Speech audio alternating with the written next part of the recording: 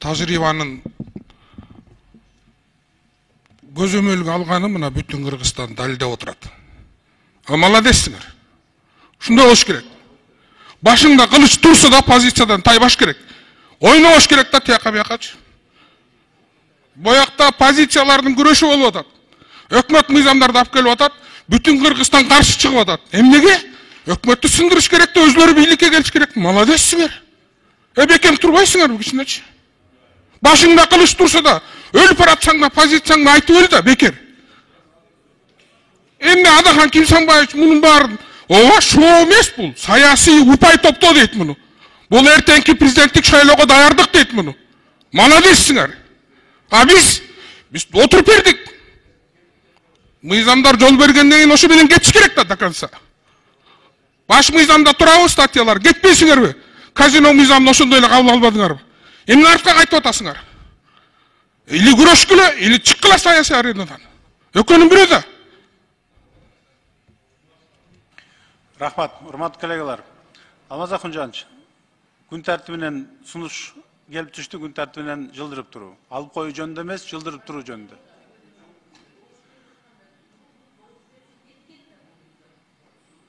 Кийинки отурумга доош берүүгө киргизели анда. Каршылык жокпу? Кийинки отурумга анда, кийинки доош берүүгө киргизесиз. Анын күн тартибинде турат. Калаан учурда кайра киргизип, карайбыз бул маселени. Каршылык жок.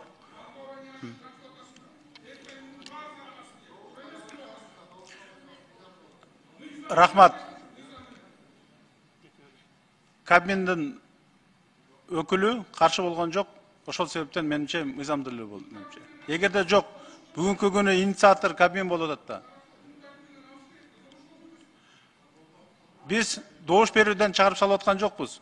Биз кийинкиге жылдыруу жөнүндө маселе болуп атат. Ошондуктан эч кандай бу жерде чекилик жок деп ойлойм. Рахмат. Шуну менен мыйзамдарга доош берүү аяктады, урматтуу коллегалар. Күн тартибинде маселени кароого өтөбүз. Мадумаров, Сырабалдиева, Токтошев. 5-ші микрофон. Кыргызстан Мадумаров.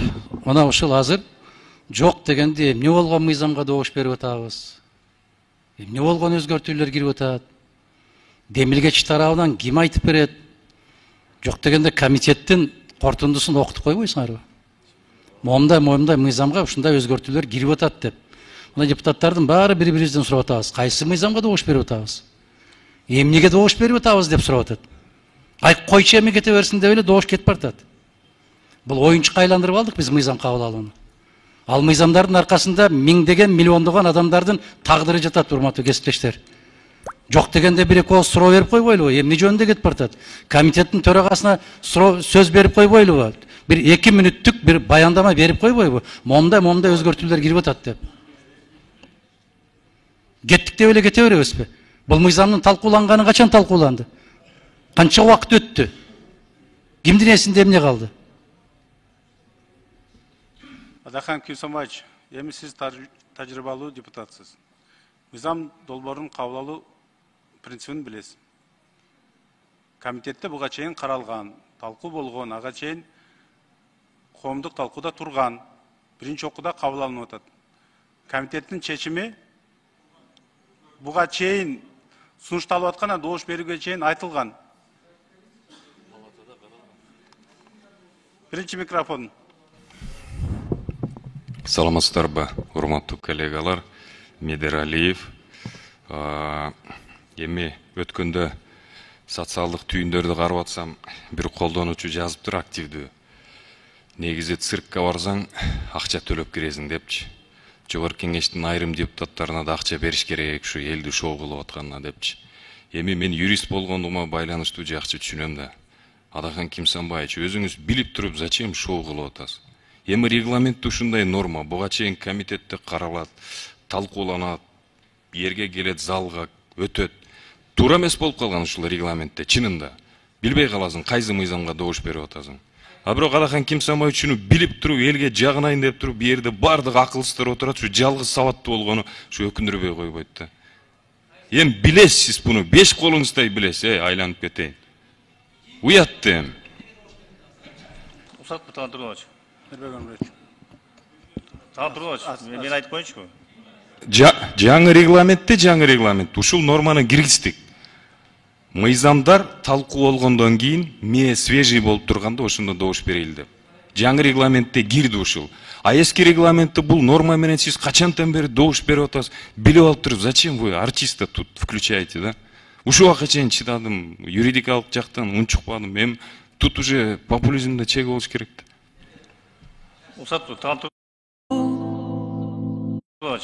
Урматтуу депутаттар, мен айтып коеюнчу, бул мыйзамдарды өткөндө 4-күнү караганбыз. Адахан Мадымаров ошол күнү жок болчу, жумушта эртең менен отуруп кетип калган ошо бойдончу. Анан буякка чыгып эле ар кайсын айта берсе эле ушунун сөзү туура боло береби?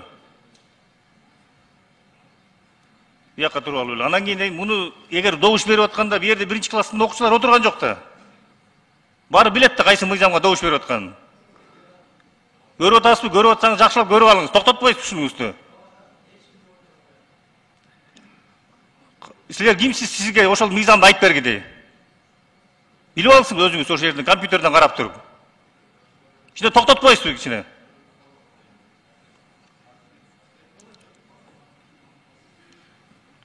Орун алыңыздар. Токтотобуз. Токтотуңуздар.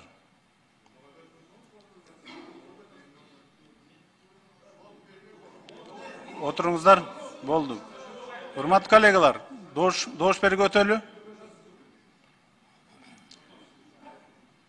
5-чи микрофон. Рахмат чоң сизге. Урматтуу кесиптештер, келгиле ачууга берилбейли. Суроо берилгенден кийин төрага түшүнүктүү түшүндүрмө берди. Жетишет ошо менен кетишибиз керек да.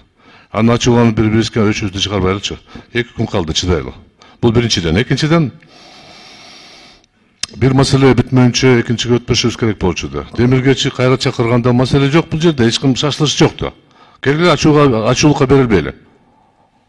2 айда болсо деле кичине маселе бышып, анча-мынча балким кошумчалар кошулуп кетиши мүмкүн да.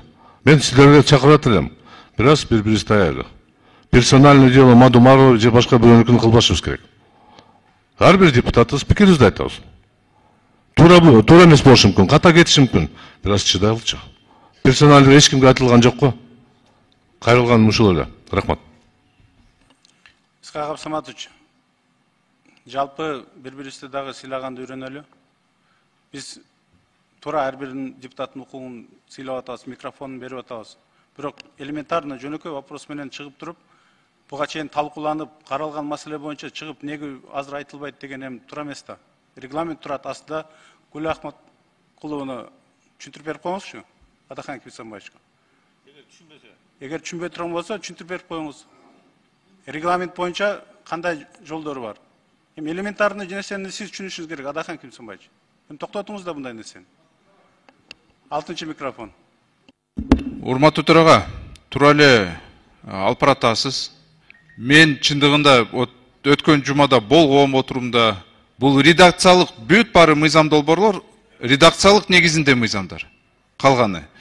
Эми давайте мындай кылайлычы, урматтуу төрага, окуган жокмун, билбейм деп ушундай болосун да, себеби анда штрафты салыш керекпиз. Ким жумушка келбесе штраф коюлчу ошону.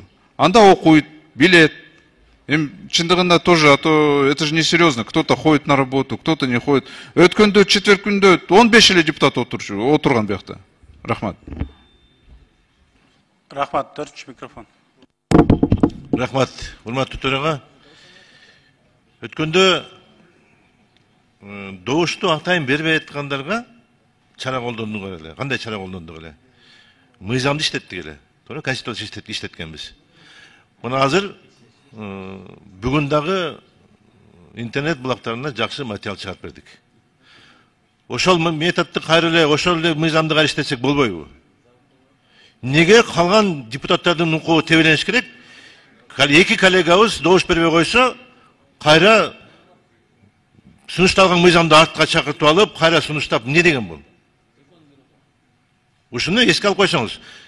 Добуш бербей атып атайлап, муну баарыбыз көрүп турабыз. Сиз да көрүп атасыз, биз да көрүп атабыз. Берген жокпу? Мыйзамды иштеттилер анда. Эми жаңы регламент кабыл алганда, мына ушулардын баары, ушул казустардын баардыгын киргизген аракет кылабыз азырчы.